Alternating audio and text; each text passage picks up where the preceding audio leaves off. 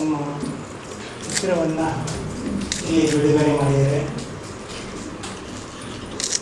ಈ ಸಂದೇಶ ನಾನು ಮಾಡಿದ್ದೆ ಅಂತ ಹೇಳೋಕ್ಕಾಗಲ್ಲ, ಯಾಕಂದರೆ ನನಗೆ ಇದ್ರ ಬಗ್ಗೆ ಮುಂಚೆ ನನಗೆ ಏನೂ ಗೊತ್ತಿರಲಿಲ್ಲ.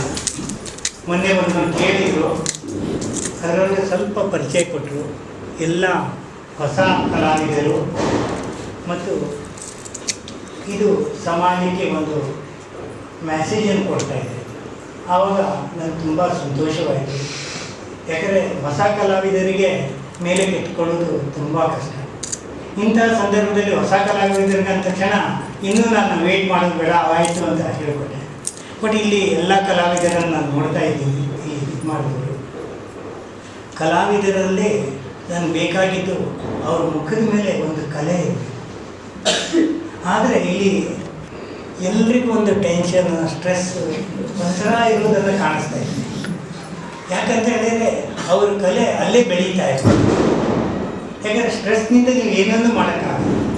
ಅದರೊಳಗೆ ನೀವು ಅಂತರಂಗದಿಂದ ಯಾವಾಗ ನೀವು ಆ ಕಲೆಯನ್ನು ಆನಂದವಾಗಿ ಅನುಭವಿಸ್ತಿದ್ದೀರೋ, ಅದರ ರಸವನ್ನು ಕುಡಿತಾ ಇರ್ತೀರೋ, ಅಂದರೆ ಅದರ ಬಗ್ಗೆ ಪ್ರತಿಯೊಂದು ವಿಷಯನ ಒಳಗಡೆ ಆಳವಾಗಿ ತಿಳ್ಕೊಂಡಿರ್ತೀರೋ, ಆವಾಗ ನಿಮ್ಮಿಂದನೇ ಆ ಕಲೆ ಹೊರಗಡೆ ಬರುತ್ತೆ, ನಿಮ್ಮ ದೇಹದಿಂದ ಹೊರಗಡೆ ಬರುತ್ತೆ.